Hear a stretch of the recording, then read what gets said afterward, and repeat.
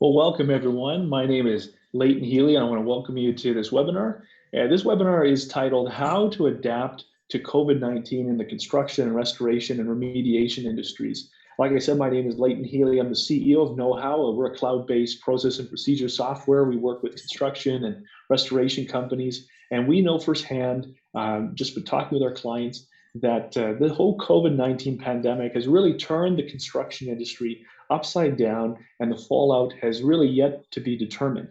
But amongst all the confusion and the turmoil, there are some really exciting things that are happening as companies begin to adapt to this new reality.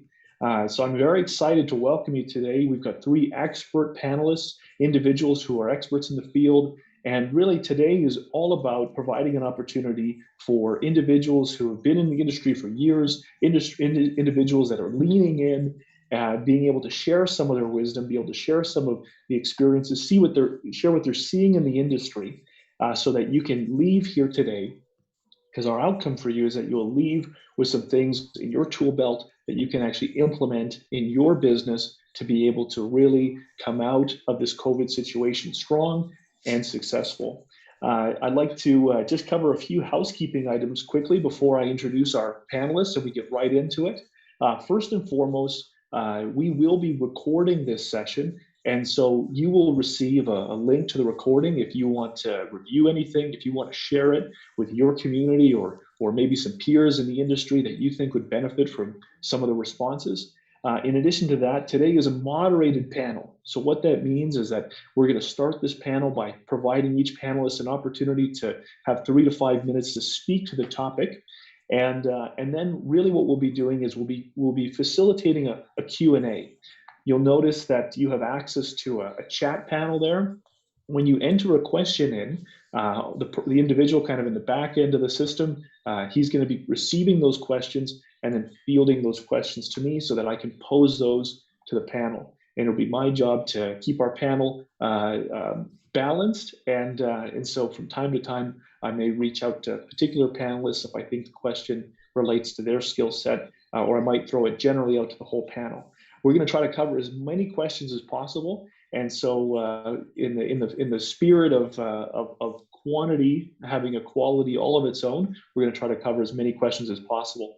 And finally, if you have any specific technical issues, feel free to throw those as well into the chat, and we have someone online that can help you with that as well.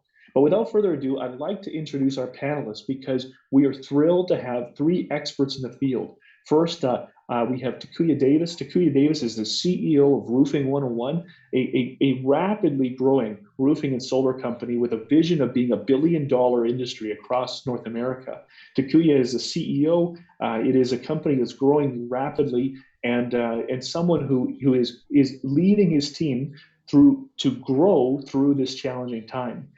Caleb Brunz is the president of Minneapolis and St. Paul Davis Restoration, one of the country's leading restoration companies. Caleb has a passion for connecting entrepreneurs, for personal development with the industry, and he's someone who's been in the industry for years, and his company has really done some exciting things to adapt and respond to the COVID pandemic. And then we have Phillip Rosebrook. Phillip is the president of Business Mentors. Decades of experience in the industry has prepared Phillip to also now be a coach and a mentor and advisor in numerous restoration companies. Phil is seen as a leader in the industry and someone who just draws from an enormous background and is a wise counselor to a lot of business owners who are weathering the storm right now. So we have a star-studded lineup, and I'm excited to kind of jump right into it. So without further ado, I want to go to the panelists and just give them an opportunity to respond to the question, how are you currently adapting to this COVID-19 pandemic in your industry? So I want to kick things off with Phil. Phil, tell us a little bit about what you're seeing from your clients and how you're advising them in this situation. Sure, thank you. So first of all, I just want to reiterate and express that this is how I'm advising my clients, not particularly what I'm doing in my business, because my business is ultimately very simple, being a personal services company. So one of the things that I have found, or at least I've advised my clients, is that every business will experience some period of slowness in their business, whether it's 2 months or 3 months, 4 months. And the important thing is not to lose perspective of the fact that you're running a solid business. And so what you want to do is come out of that stronger than you went in. So have better relationships, do a staff assessment, look at your overhead, look at your physical facilities, take a look at what you can improve in your business during this time. If you're a little slower than normal, go take a look at your business and be serious about that. But also during this time in particular, conserve cash, focus on collections, and take care of the business at hand to make sure you do come out of the other side of it. But the important thing is to look at the strategy of your business and make sure that through your contacts and your marketing, you come out stronger than you went in. And that means having better cash flow, more profitability, better systems, and some new contacts that when you come out, you can go sit down and have a coffee with them, or have some sort of a discussion and say, remember when we talked, we were all sitting in our basements and having that video conference, and we talked about how we could benefit your business? I'd like to sit down face to face and continue that conversation. So what we've done is laid a groundwork during this time to be stronger coming out. Excellent. Excellent. Thanks, Phil. Some key points there. Thinking, how do I come out of this stronger than when I went in? Talking about coming out in a stronger relationship perspective, cash perspective, systems perspective. Great advice. I want to go over to Takuya. Takuya, same question to you. Great. First off, thanks for having me, Leighton. So in the construction industry that we're in with roofing and solar, a few of the things that we ended up implementing in our business to be able to adapt to the COVID-19. Number one, like Phil said, we definitely tighten up our budgets, understanding where we're able to spend money on, where we're not, really being a lot more conscious of how we spend the cash that we have on hand, as well as our credit with the lines that we might have. So secondly, we've actually adapted a lot of our in-home sales process. So our business of roofing and solar, believe it or not, most of our lead generation is actually door-to-door canvassing. And with that said, with the whole pandemic, there's a lot of different adjustments around on how we go about getting the leads, which I can get more of the tactics a little later on, I'm sure, on the Q&A portion. But as we generate leads, we've really adapted to more of the Zoom presentations and then a lot of video and content that we can actually send over to the customer, so that the customer is actually not losing on the in-home sales experience. Right? For example, the Zoom platform that we're using right now, all of our sales associates are actually able to use that and actually take a customer through the entire proposal, sharing a lot of our customer reviews, and really driving a lot of the online presence, because that's where a lot of our homeowners are shopping today and looking for reviews of established and well-recognized, let's say, roofing or solar companies. So we've adapted that in that space in in-home sales. And third, the biggest thing I believe is with the opportunity in the market share, since a lot of roofing companies, the typical blue collar roofing companies are kind of tightened up, we've actually doubled down on our recruiting push, meaning we've actually brought on over, close to 40 some new reps in this quarter to ensure that we have the bodies and the right people in the marketplace. When there's a lot of unemployment, we've been able to scoop up a ton of talent over the last last month or so. And as an organization, we're up 300% over a year ago. And despite in the month of March, in our slow COVID pandemic, we were actually able to sell, just under $1 million in sales just on the roofing side. So we're adapting, and as Phillip was saying earlier as well, that we recognize that, hey, we're trying to establish the foundation so we can come out a lot stronger and then really take it by storm once we come off this lift. So that's exciting, Takuya, and I just want to highlight two things that you said that I thought were really exciting. One is the way that you're adapting sales and marketing, and it's so interesting that your sales approach and your marketing approach was built around kind of an interaction-based, person-to-person interaction-based tactic like door-to-door prospecting, and how you've had to adapt that and how you've leveraged technology. And I think it's one of the things I hope we get into later is you hired 40 new reps, during this period of time, and you're seeing this as an opportunity to access talent that's flooding onto the marketplace right now. So I hope we can get into that. So that's bold, and I like that. Caleb, I want to go over to you. Same question. How are you as the leader of your company? How are you adapting to COVID-19?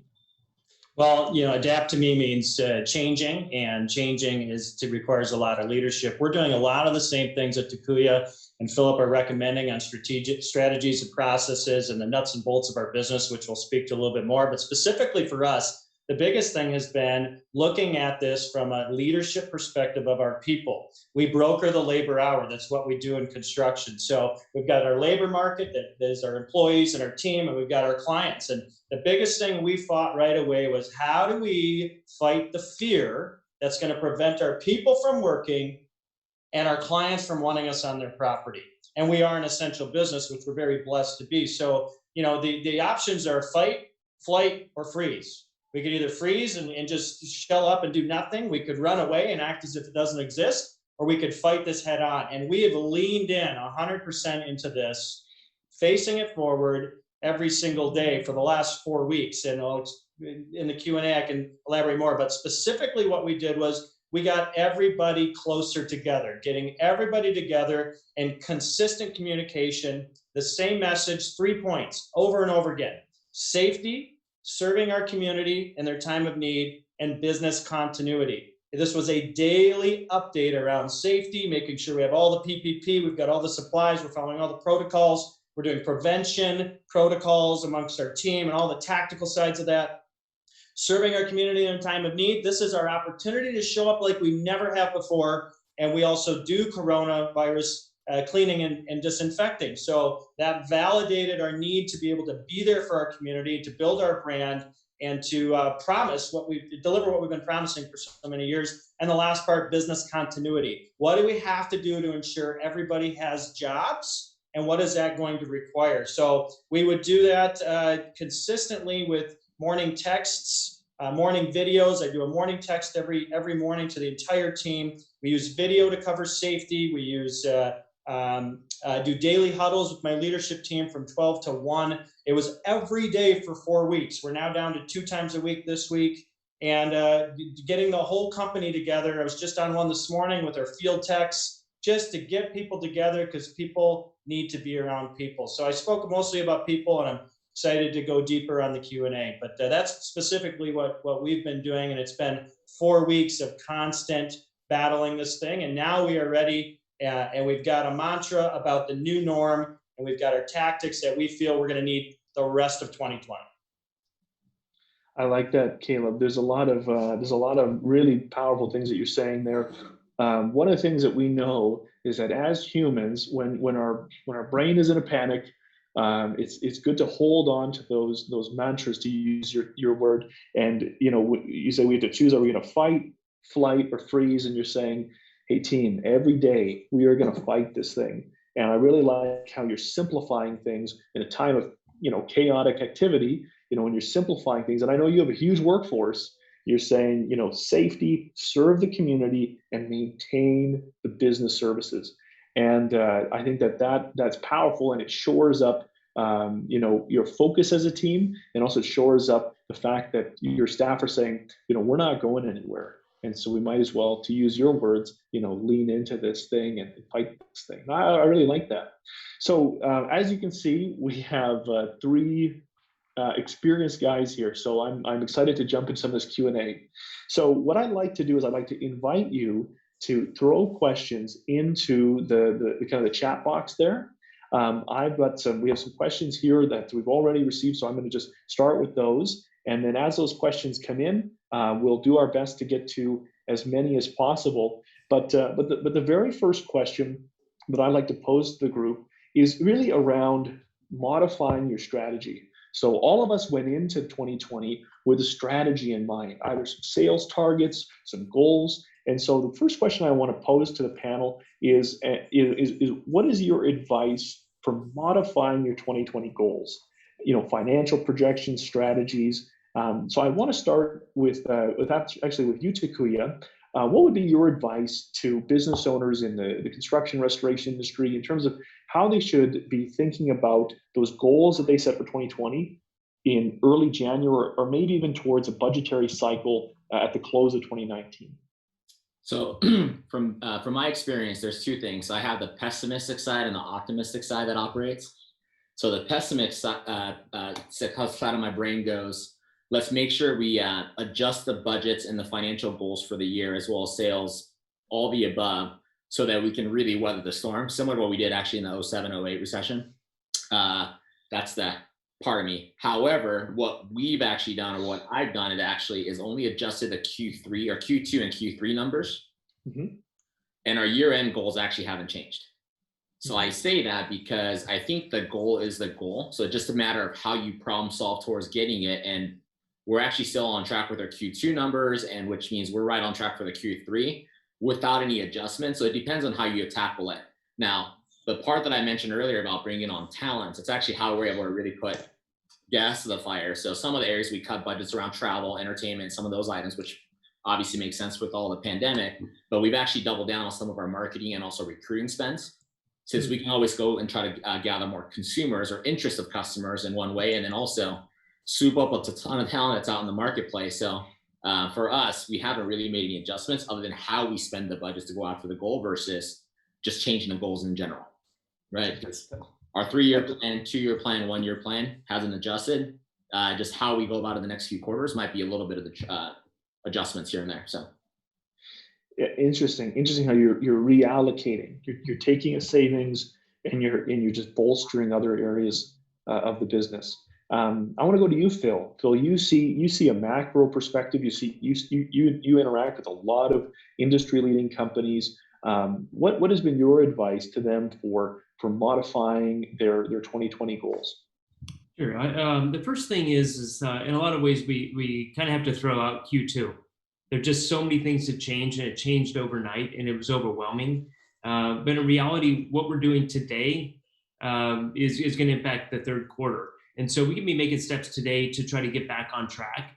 And so there has to be some reality. It's important that you have good financial numbers and that you're not going into this blind, that you can make adjustments as you need to. The nice thing is most costs went way down this during from March and most of April. But outside of that, I think you're going to come back and you can hit the ground and things are going to be moving. And so I don't want to adjust my numbers too much because in the restoration world, there's going to be broken pipes, there's going to be floods, there potentially going to be hurricanes, there's windstorms, there's rain, there's all sorts of things that are going to happen in quarter 3 and in quarter 4, and actually probably some of it's starting right now. And so it's tough to come and just say, I'm going to adjust and throw in the towel and I'm going to pull everything back, because I think right now there is a really good solid time to take advantage of some opportunities in the marketplace. Yeah, there's a lot of new competitors because they're looking and people are saying, hey, restoration might be a good place to be because there's still work. But in reality, a lot of the competitors that were there before are really weak right now and hurting. And so if that's the reality, I want to take advantage of those things. I want to amp up my marketing activity, maybe not my spend, but my marketing activity during this time, because I'm really thinking I'm going to take advantage of some opportunities in the marketplace. And I'm going to be aggressive in how I pursue those things, but I'm going to do it in a smart way. I'm going to try to, instead of saying I'm going to focus on my relationship for work in 2 years, I really want to focus on work tomorrow type contacts. And I want to get those things ramping up so where I can have more activity and I don't have to adjust my budgets too much, my goals that much, because I'm really looking and saying, okay, that's happened and where am I today and what am I going to do moving forward? And I really want to focus on a solid business growth plan moving forward. And I want to look at my numbers realistically and say, I want to achieve what I was looking at doing because I built an overhead around it. I have costs around those things. And I want to make sure that I'm securing and assuring my profitability and my positive cash flow in my business. And so one of 2 ways to look at this. I'm going to pull way back, adjust all of my numbers, or I'm going to be smart about looking at my numbers so I'm not driving off a cliff. But as long as I feel like I'm in control and I'm managing my cash flow and my expenses, I want to ramp up my marketing so my sales goals and my expectations for quarter 3 and quarter 4, as Takuya talked about before, that we can hit our yearly numbers. We just have to have a little bit of an adjustment on the current quarters. And so that's what I'm talking to my clients about. And most of them are experiencing that. There is a slow period in the market right now for a lot of reasons. But that still doesn't mean that we need to take our eye off what our ultimate objectives were when we started our goal or started our planning in January. You know, Phil, before I field the same question over to Caleb, could you expand a little bit on, you made a really interesting point. You said, I'm encouraging my clients to, increase their marketing activity, not necessarily the marketing spend. Could you maybe unpack that a little bit? Yeah, obviously we're not going to be doing any advertising because that's a tough place to be right now. But I think that we can have a lot of it's personal relationships. So we're virtual coffee hours, virtual contacts. One of the things I'm finding, at least the feedback I'm getting, is, wow, I'm really surprised when I call that insurance agent or adjuster, I don't get the gatekeeper. They're in their office by themselves. I'm getting through and making contacts that I wasn't able to make before. And so the, one of, it's uncomfortable for some people to be on the phone making prospecting calls because it's a little awkward. We've never done it before. But in reality, that's the world everybody's living in. And I think our clients understand that as well. And so I think we do a balance of, I'm going to prospect, I'm going to do some cold calling over the phone, which is really awkward. But I think that if we understand our clients' needs and expectations, and we come at how we can benefit them and serve them in this time, then I think that we don't come off as much of a sales pitch as more of an advisor and some sort of helper. And so create an actual activity planning of who I'm going to talk to, when I'm going to talk to them, what calls I'm going to make, how I'm going to try to set up a Zoom call, I'm going to do a phone call, whether I'm going to do a combination of email and text. And then also the one place we will do a spend, and I see people having a lot of success in the virtual marketing, and whether it's web optimization, Google searches, those types of things. So there is a lot of work coming in there. But I also think that on the other part of it, don't forget about those relationships and don't forget about the marketing activity. Don't put the brakes on because you think things changed. Figure out how to exist in the world that you currently are living in and be effective in that. Because I think that, if you're aggressive in those areas, I think that gives you an advantage because there's a lot of people that don't understand this world. And so what they're doing is sitting at home waiting for the lights to turn back on. Well, go out there in the dark and make some calls, make some contacts, be aggressive, be active, be present, and make sure your clients know that you're open for business and ready to serve. Absolutely. No, well said. Well said. Thanks, Phil. Caleb, I'd like to get, before I go to a question here from a participant, I'd really like to get your perspective on that. I mean, you run a large organization. What's your advice in terms of modifying the plan for 2020? Number one, prepare for the worst and expect the best. So Takuya kind of said that, balancing both sides of that. I talk about the Stockdale paradox, which is confronting the brutal facts of our current situation while maintaining unveiling hope that in the end will prevail. And how do you balance that paradox is super important. So never waste a good pandemic. Well, the saying used to be never waste a good recession. Well, I've been waiting for a recession for 5 years. I started the business in the last recession, and it was great because I say that our business is lucky. We're recession resistant. The benefit for recessions for us is the labor market finally gets grounded. Salaries have been creeping up. Sense of entitlement. Everybody's got a job. They can name their number. It goes on, and all you owners and people in HR and in that role can understand that. So we used it as a big opportunity to tighten up the business and that we had been waiting for. So from a goal perspective, we started slow, as Phillip alluded to. The entire industry has been slow January and February to some degree, but it goes in waves and we deal with that all the time.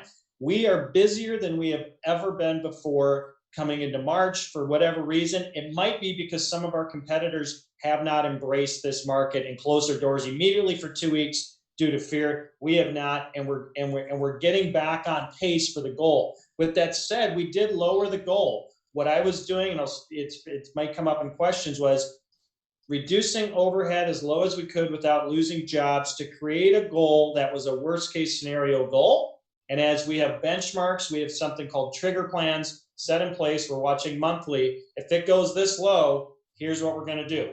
If it stays here or goes up, here's what we're going to do. I will have no problems cutting our lowest performers if we have to embrace cuts on expenses, and at the same time hiring people as fast as we need to match the capacity. So generally speaking, we are overselling right now. I can talk to that strategy. The only area we're seeing slow down potentially, and we're monitoring it weekly, is our clients' receptivity to the home. Right now, we're currently 5% of our reconstruction revenues are on hold due to Corona. I thought it'd be way worse right now. 12% of our jobs that are reconstruction are on hold. We measure this every single week through phone calls and educating our client. If that dips, we're planning on it dipping. So we're overselling because people will then we'll still maintain capacity, and then people are just going to have to get backlogged. That's just the way it's going to be. If I'm wrong, the problem will be our backlog, which I'd rather deal with that problem than the other problem of not having enough revenue. So that's the gist of what we're doing. The goal did go down because I want something smart, and then we can bring it back up as we see every month. That's, yeah, there's some things there that I'd love to come back to, Caleb. It makes me think of some of the things that Takuya and Phil said earlier. You said, we're overselling. I love the presence of those trigger events. There's so much proactivity and intentional action that's in your business. I think that's really inspiring. And I think that, it's interesting how you've been able to be so, let's call it, resolved to fight, and yet you're grounding it in, well, if we plan for the worst case, we can deal with things that come out of it. And so it's not a pure pessimistic. It's like a grounded, realistic approach, and you've thought through the tough decisions. That's really interesting. Actually, I want to go to a question that was just posed, and just an invitation again to those viewing. I know there's some great discussion here, but take a moment, throw those questions out there. So I want to go to a question that just came in. And I'm actually going to, because, Caleb, you're already talking, so maybe I'll start with you. But Caleb, how are you balancing the financial needs to keep operating your business while still keeping in mind the health and safety of your staff and your clients? I think that the question is, you mentioned it before. You said safety is one of those key three things. So, there's a need to make money, to keep the lights on, to keep the cash coming in, and yet you have staff that you have to consider: am I exposing them to risk? How are you managing that? I'll ask you, and then I want to jump over to Takuya. Yep, heavy focus on education, and we were on the forefront of the policies from day one with FMLA and exposure and what's their rights, what's our, what do we got to accommodate, and we were open about it. Here's the situation. And without swaying them of our opinions of, you could be all the way over here completely, I won't leave my house because this thing's really bad. And you can be all over here, which is, this is a big global conspiracy for big pharma, right? And it's usually somewhere grounded in the middle. And so our people need to work. Okay. We've got people who also embrace this. We're going to fight. We don't want to sit at home. Our unemployment's not going to be what I make. You're paying double time to do COVID cleaning. I want a piece of that as long as I'm safe. And the reality is there's people and doctors and nurses working every day on the front lines. And we are actually part of that fight to reduce exposure through our services. We're also in need, as Phillip said, people have fires, people have water damage. Their houses will be worse off than coronavirus if they're sitting in mold and they're sitting exposed to harmful contaminants. So people have embraced that we are hero mentality, at least in our business. But at the same time, we don't want somebody exposed and say, oh, we were at a company meet, there's over 10 people, all 10 have to go self-quarantine for 14 days. So very early, we have shifts of people coming in. We are taking temperatures and logging every employee when they come into the shop to come out. So they're all coming in, different staggered times now. We can't all meet as one and go spurs. So they're getting their jobs. You're using technology. Everybody's wearing masks regardless of how they feel about it. Masks and gloves when they enter. So the client's understanding that that's how we're going to enter. I mean, I just got a window bid the other day. Guy comes in a mask. It's weird, right? It's a new world. We're not used to it. Masks are becoming cool, right? Before we didn't have that. So the bigger challenge is on the supply. We're down to 2 weeks left of masks. We use about 50 a week right now, maybe a little more. We've got 3,000 coming, but they're not here until they're here. So procuring, we're on that right away, procuring, what do we have left for N95 masks? What do we have left for the filters? What do we have left for our PPE? How many gloves do we have? It's really gloves, our Tyvek suits, the filters, and our masks that if we don't have that, it's going to be tough to show up without a mask, right? So that's the bet. You know, I'm going to spend 12 grand on masks, right? They're 3 times the price they've been, but we're going to be good for a year and a half. We see this thing carrying on for a while in terms of the cleaning and the, you know, the mindset of fear. As long as this is still in the air, people are going to want and expect this new norm to happen. So that's what we're doing. You know, I can't help but put myself in the seat of a participant. I mean, there's so many tactical things that you're touching on there, and I just want to highlight how interesting it is that you're sending this message, which is just a shift of paradigm. It's interesting how fear is often the other side of you know, an opportunity to switch that perspective. And when you made that comment about how, you know, we're part of the fight, you know, team, like, you know, at the end of the day, we are making people's homes safer. We're actually on the fighting. We're on the front lines of this thing. We're not, you know, we're not that. And even when you bring in what you've clearly indicated are some very clear protocols that you've introduced around staggering start times, around PPE on the job site and stuff like that, you know, some non-negotiables, to go into that newness with this perspective that we're part of the answer to this problem, I think that that's really powerful. Takuya, over to you. I'm curious. You know, same question to you. I mean, the question really is, I have a need to basically keep the cash coming in, to keep the business going. That's the lifeblood of the business. And yet I also have a responsibility to my staff and my clients to make sure that they're safe. How are you balancing those two, you know, maybe tactically and from a messaging perspective? And I'd like to hear from you as well, Phil, what you're seeing in your clients' businesses. Great. So a few things. I think Caleb mentioned it earlier, but it's we're all in. So the whole leaning into the whole situation, and including management, myself, production managers, operators, they're actually all in the field as well, and leading from the front. So shoulder to shoulder with our guys and gals on our teams. So a couple of things that we've actually implemented. So I talked about the sales a little earlier. So we're still adapting to how we sell, since we do in-home sales.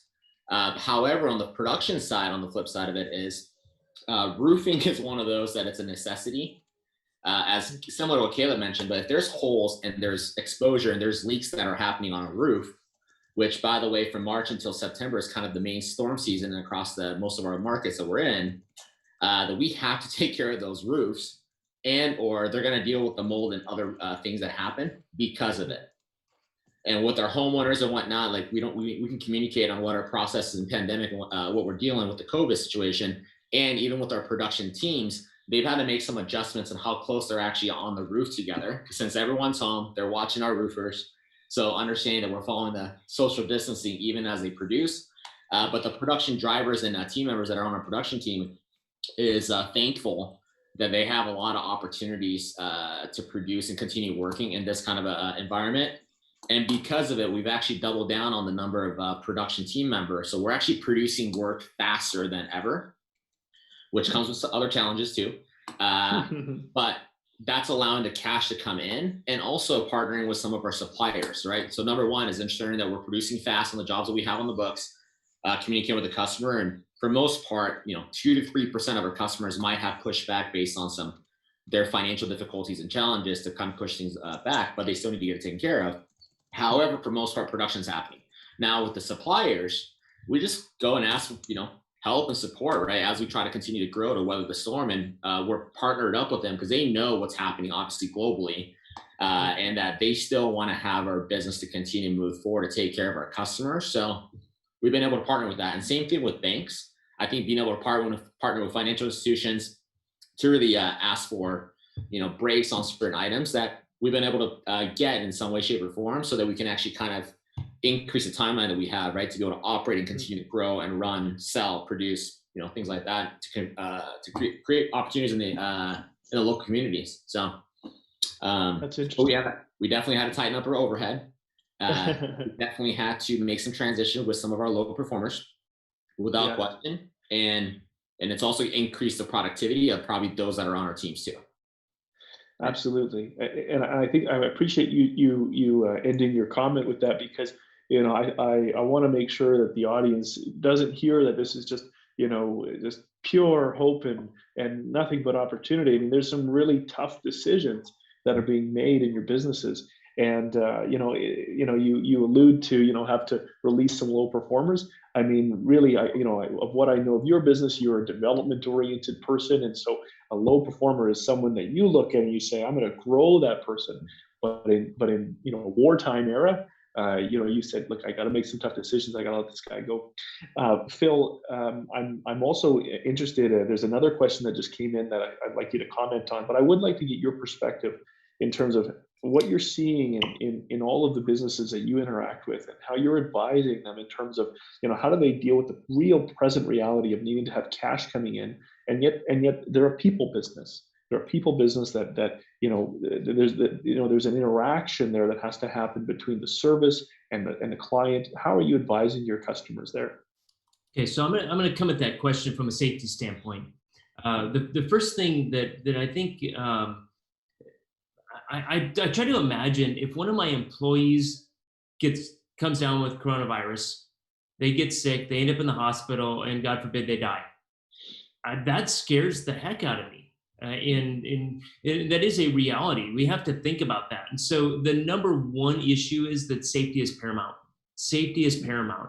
And the second thing is, my employees, I'm advising people, if your employees don't feel comfortable coming into work because of fear of getting sick, you can't make them come to work. And so this is a permission-based opportunity. I think that one of the things is, I want to put it in writing. Here's what we're expecting of you. Here's our concerns, and here is your responsibility given these things.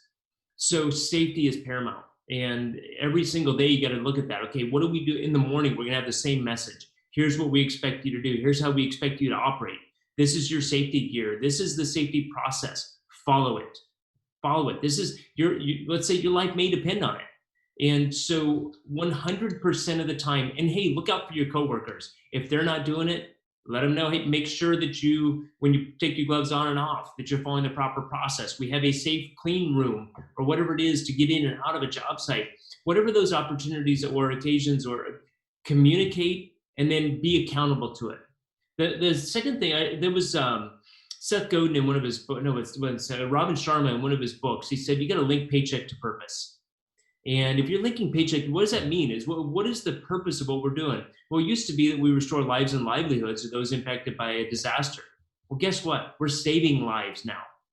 We are saving lives through the work that we do by providing a clean environment, by removing potentially very, very harmful viruses from an occupied space. And so guess what? Yeah, we are heroes, and we're coming in and we're saving lives in the work that we do. And in doing that, we have to take our work very seriously. We have to take our systems, process, and procedures very seriously. We have to be extremely deliberate in what we do. And if we have new employees out there, we have to manage them properly. We have to train them properly. We have to suit them up with the proper PPE and whatever they need to go in out of, whether it's a regular water damage or it's a COVID cleaning aid. Whatever those responsibilities are, make sure that it is seriously followed through step-by-step protocols, procedures, that everything is in writing, that there is some paper trail, there's some documentation. So you're taking care of your employees, and you're taking care of your own liability and responsibility as an employer, potentially putting employees in harm's way. And so what your message is, we care about you, we care about your health, we care about your livelihood, and we care about your family. So given all those things, here's what we set up, here's the opportunities we've given you, here's the training we've given you, here's the tools, resources, and protective gear. Everything is right here for you. If you have any questions, please, please, please let us know immediately. Communication is extremely important. And whether it's communication from the top down as the owner, as the leader, from the bottom up as the people in the field saying, I feel like, I think, it seems to me, whatever it is, that we're acknowledging those questions, we're acknowledging those concerns, and that we have a good process to communicate back to them. Because guess what? At the end of the day, this is an opportunity. Yes, we can grow our business, but this is an opportunity with a lot of risk. And so if we take the proper protocol, what we've done is minimize and eliminated a lot of that risk. and then made it a better environment. And guess what? We are protecting people's livelihoods at this point. We've got jobs, we've got income. People are able to put groceries in their fridge and food on their table because of the work that they're doing and the service that we're providing. So make sure you take care of the business parts of it, be a leader, and be responsible and accountable to each one of those things. And then I think that that's the caution and protocol or safety steps that I would take, and make sure that you're very, very deliberate, top to bottom. And all your managers need to know that. It's not just your message from the top, it's the enforcement and accountability top to bottom in your organization. You know what? A lot of really important messaging there, Phil, and I think that all of that really lands. I see so many interconnections with what Takuya and Phillip are saying. I think that's really that's solid.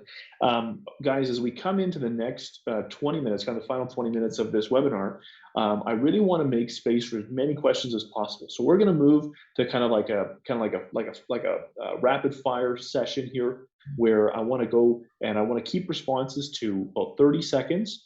And so I want to go back to you, Takuya. One of the things, Takuya, that's interesting about your business is that some of your largest operations are in states like California and Washington that have the most robust, statewide responses to the COVID virus.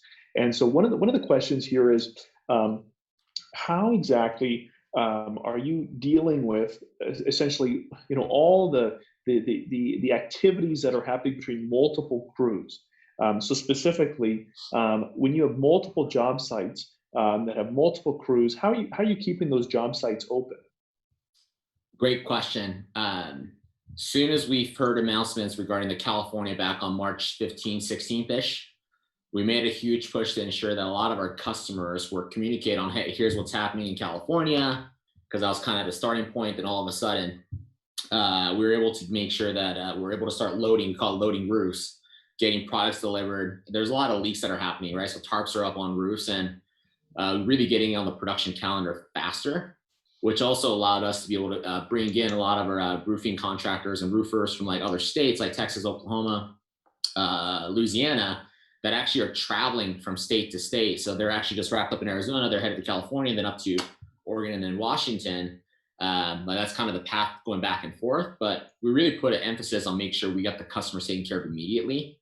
And with that said, we have multiple production managers and operators that are actually on the ground, making sure the safety protocols, right, with harnesses to the certain protection PPP stuff, that they're able to follow the social distancing, which is kind of challenging in roofing, but they do their best to do so, is what I would say. And we're trying to move fast, right? It's probably what I say. And in California, Washington, for example, essential business construction happened to be one of those that actually got shut down.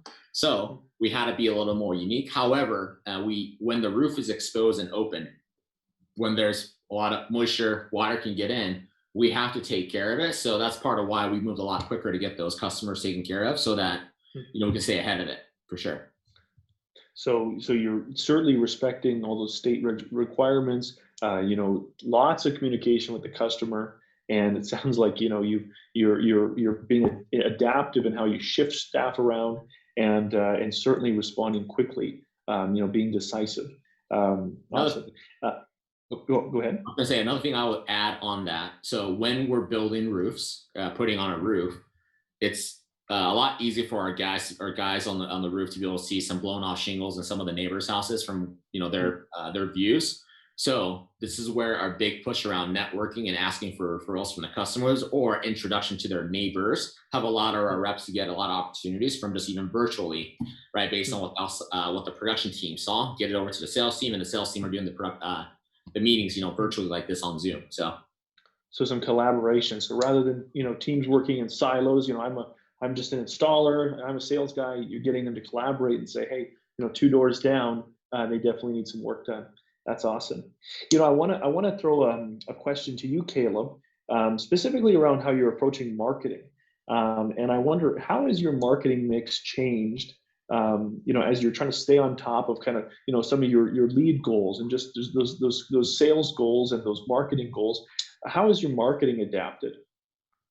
It hasn't changed that much. One of the things that we have been doing is, we do a lot of Zoom happy hours. So instead of going out and doing entertaining adjusters and agents and property management companies and key referral partners, we're doing our best to keep people connected via Zoom. So that's one change. The other opportunity that has been really, really prevalent, and this is nationwide, and I think Phillip would agree with me on this, in our market, the COVID cleaning has opened up so many new relationships from clients that we couldn't get in the door or just didn't have a relationship with, that we can show up and do this kind of work. And all of a sudden, it opens the door for the future water damage, fire damage, mold, the normal day-to-day work that we typically do pre-coronavirus, which is still continuing. So that's been a huge opportunity to reach out and market. We've got stickers on our vans that say essential cleaning and disinfecting for coronavirus. So part of the fear piece with our team was, are we going to be essential, right? So here's your letter from me, here's your stickers, and then now to throw this on there, it's now marketing. All of our vehicles have this on it, and I'm like, this is a marketing opportunity. So that's been a big opportunity to just build those bridges of clients that we haven't had before. And an example would be Costco. So nationwide, that's been a huge opportunity for our network is that opportunity. So that's really the only change. I mean, we can't go out there and do some of our normal marketing. We are big on existing accounts and account management and repeat and referral sources. So it's important we maintain those relationships. And the only caveat to this, I would say, is we deal with program work, which is, if you're not in this industry, it's hard to understand, but it's direct repair program work or third-party administrators. I'm not a big fan. We do our best to not use those sources. This is one time where I kind of went back and said, hey, let's make sure we're back on all of those sources, because we can't get out there and do our normal local marketing. So those are probably the two biggest things I would share with this group. Thanks, Caleb. And Phil, I want to throw that to you. Specifically, if you wouldn't mind, I'd like to get your perspective on something Caleb mentioned. He said, this whole COVID cleaning has really allowed us to access new relationships that previously were not really part of kind of our mix. Just again, in reference to that question about the marketing mix, what would you be your perspective on that, Phil? What are these new relationships, and what are some of these new, I would say, maybe potential clients, potential sources of clients that are kind of coming into interaction with some of your clients? Sure. Well, the first one is, I'm going to say, Takuya, maybe we should have some conversations, because I'm guessing there's some mold coming out of some of these projects that have been put on hold. And so that's something that we look at is, okay, I look at roofers and say, okay, if we've been put on hold and roofs aren't going on houses, that tells me that there is some interior damage potentially in those properties. And so, you know what, a good smart restorer might look out to some of the roofing companies around them and saying, which properties do you have that maybe have some interior damage? We'd love a referral. Is there something we can work out with a partnership or relationship? Which goes back to the second thing is, and this goes into some of Caleb's spot. Marketing it's a lot about company culture. And so if your company culture says, marketing is down the hallway, it's those guys over there, you're always going to be restricted in how much work you're going to do. And so some of these relationships of roofers on a roof looking out and saying, that house over there has damage, I should go talk to them, or I need somebody to make an introduction to him. So if it's everybody in the company is responsible for company growth and marketing, and maybe they're incented for the things that they help bring in, then those companies will grow much quicker than the ones that just say the marketing department is responsible for marketing. I used to work with a guy, and their philosophy was that they were a sales and marketing company that just happened to work in restoration. So if you look at what your company culture is, I think sales and marketing can be driven from a lot of different places, and it's always about asking for the next sale. It's not looking at the last sale. Somebody in your company needs to be responsible and accountable to the last sale, but what's coming in tomorrow? What's my next sale? How am I filling my pipeline? How am I measuring and tracking that? And I think that leads to effective sales growth, and it actually becomes exponential because it's not one guy down the hallway. The second thing is, one of the things I'm really finding, I was actually surprised, a lot of my clients are having a tough time getting this cleaning work because there was a public bid that went out in Florida, and there was 70 companies bidding on this contract. And it wasn't necessarily competency that was getting it. It was price. It's price focused because our clients don't understand what needs to happen. And so I do have people that are getting work, and they're getting work. It's not on the big contract, the bid work. It's going to be the smaller clinics down the street. It's a massage, it's a chiropractor, it's somebody that is open and they have a need or they have some concern. And so there's a lot of work coming at that level. But it's the bigger jobs where it's open for bid, the floodgates have opened. And it's not always, and it's the people who are letting the work, who are giving these bids, don't necessarily understand the appropriate protocol. And so somebody's bidding and saying, I'm going to do it for 10 cents a square foot. But if you're going to do it professionally properly, your costs are 20, 30, 40 cents a square foot. Tough to compete with that. But what it does is it now says, okay, I've got a lot of context and I have an opening for my conversation. I get an opening. Hey, are you concerned about the health and safety of the people visiting your business? Or are you concerned about the health and safety of your employees? It's a really good opener. And I think that one of the ways I would get around this low bid is I'm going to start asking people, why did you call me? What were your fears? What are your concerns? If you just wanted to put a quick stamp on it and say, I did something for you, then I can't compete with that. But if people are really concerned about the safety of their clients and their employees, then they're going to take a serious approach to this. And those are the people I want to partner with. And I want to have a conversation about, here's how I can help you protect the safety and health of the people visiting your buildings. That's my biggest responsibility. And here's the steps I'm going to take to do that. So I so many focus on your sales process, and that helps. Yeah, absolutely. So many good points there, Phil. I mean, just to highlight a few, there's so many good things there. I love, you made that comment right away. You said, Takuya, what a great opportunity for collaboration. I wasn't even thinking about that, to say, reach out to some of these peripheral trades that are in your industry. There's probably some symbiotic opportunities there to collaborate and kind of raise all boats in the harbor, so to speak. And I think it's really interesting how you connect the dots between, how do you use the fact that there's maybe more of an investment in your services as a marketing opportunity for the client, to say, I value my clients so much that I'm actually using a professional service, taking all the education resources that you provide them, not just, having a cleaner come in, pour some bleach in the pail, but actually, investing in a professional response. So that's fantastic. Looking at the clock, I want to get a few more questions in here. It's very rare that we get, this many experienced individuals in a room together. So I want to go back to you, Caleb.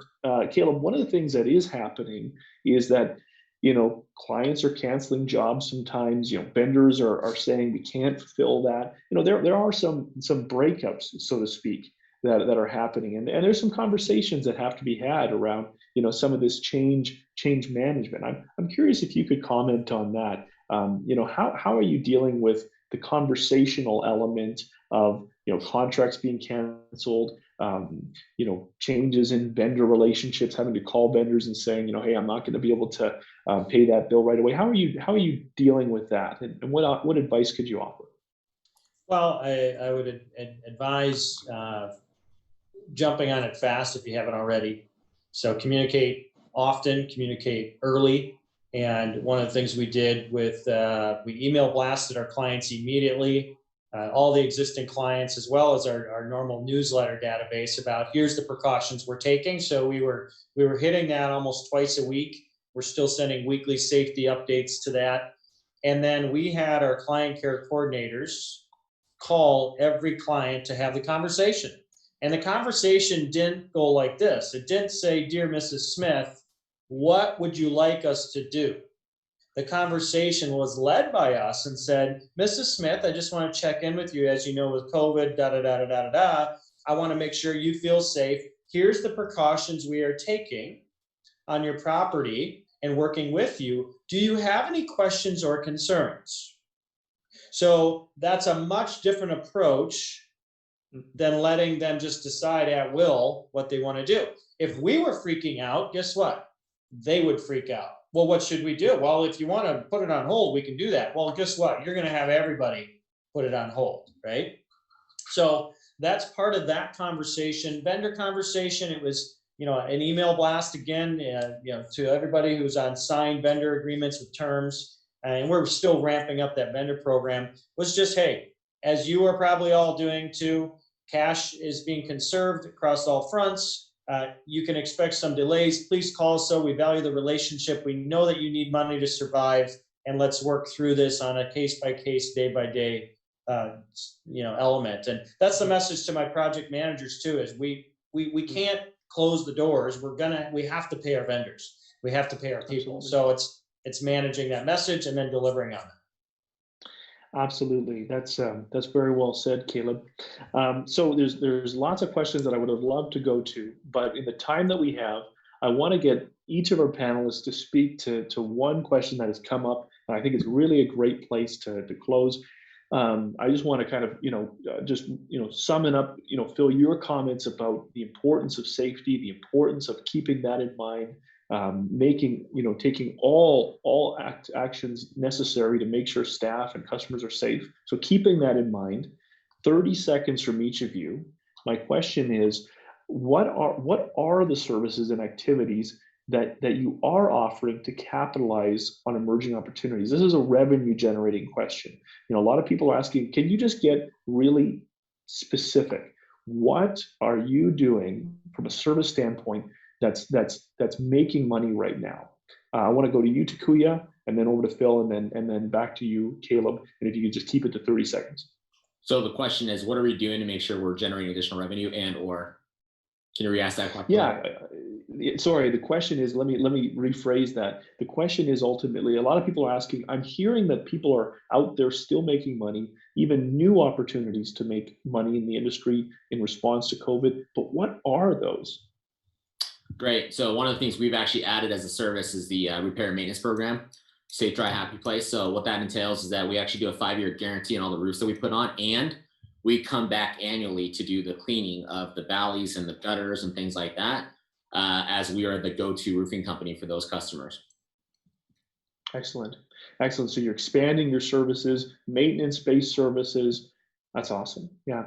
Phil, what about you? What are you hearing from your clients? What are you advising on your clients in terms of, opportunities to still make money?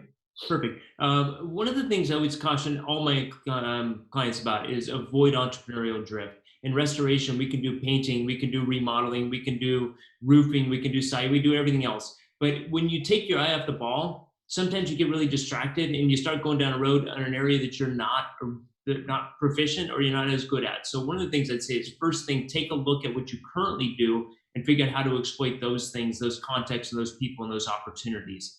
I do think that outside of that, you of course could look at adding, some restorers don't do reconstruction, some don't do mitigation, some don't do content. So you can add all of those things. But the first thing I'd say is take a really close look at the opportunities in the areas which you're currently working, looking at expanding the depth and breadth of the conversations and the people you're working with, and start there. And then if you felt like you've done a good enough job there, then start taking a look at other services and maybe potentially carpet cleaning or other residential services. You got to do a lot of that in order to make up for one reconstruction project that goes right. So focus on what you do well, and then potentially expand out if you feel like there's more opportunity. So that's really, I love that term, avoid entrepreneurial drift. And because we are going to come out of this COVID-19 situation, and you don't want to, come and have 9 different buffet tables that you've got to manage. And I think that's really, really well said. So back to you, Caleb, same question. People are watching this conference and they're wondering, I'm hearing the success that you're having, Caleb. What are some services, or what is bringing money in the door right now? Okay, Caleb, you might be muted. Our normal business is continuing to operate, so there's nothing new in that world. We've mitigated the reconstruction portion of slowing down, and that will be our greatest challenge as we continue in. We're still expecting it to slow down, and what's mitigating that is just simply overselling capacity. Outside of that, the new service is really not a new service. We've always done trauma cleanup and bio cleanup, which is very much, we're already geared to do this kind of cleaning. The fact that it's COVID COVID-19 and the fact that our service is now being valued more than it ever has before, we see that being a new revenue source, and we see this this disinfecting of viruses as potentially being a long-term revenue source. There's a great article about doing the same disinfecting, but this is pre-COVID, where schools, when they did this once a week or twice a week, saw a reduction in kids staying at home from the flu by 53%. So I think people are going to come out of this understanding, hey, this is a valued service regardless of COVID-19, and it's probably going to be something that that we continue to offer. That's excellent. And Caleb, I'll be sure to follow up with you after our panel here. Grab that article and make sure that's distributed to all of our attendees. So thanks for that. Well, You're we welcome. have this. Go ahead. Oh, sorry. You're welcome. There's so much that we've covered here, and man, I can tell you, I've taken notes, and I think we could have another hour of discussion. But I want to be respectful to everyone's schedules. So at first, just right off the bat, to bring things to a close, I want to thank our participants. So you attended. There's lots that you could be doing in your business right now, and you chose to invest. You know, our outcome was we were hoping you'd be able to take some tangible tools, put them in your tool belt, and move back into your business. So I for one, know that I've taken lots of notes. I hope you have as well. Just a reminder, we're going to send the recording out so you can review parts that were really helpful for you. I want to thank our panelists. I want to thank Phillip over at your business, serving companies that are growing in the restoration industry. If you're looking for someone to be able to have a wise counselor in your corner, please reach out to Phil.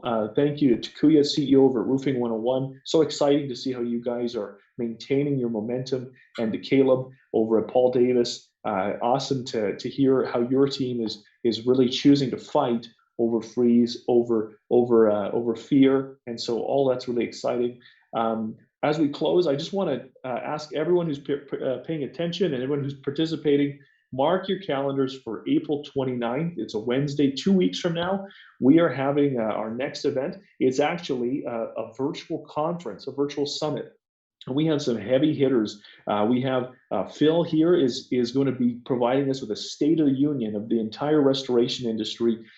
Phil has a unique perspective of kind of from a macro perspective, what is going on in the industry and how will the industry adapt to what's happening here. You also have some of the leading CEOs in the industry. We have a number of market leading operators speaking as well. And then we have a really interesting panel at the end of the conference, which is coming from two individuals who are experts in brokering the sale of construction companies, talking about how you can preserve the value of your company and rebuild the value of your company coming out of COVID. So that's on April 29th, and we'll make sure that you get the invite. So thanks to everyone. Thanks again to our panelists. I thought that you guys did a great job. So thanks for being generous with your wisdom. And I wish you nothing but success as you continue to lead your teams through these tumultuous times.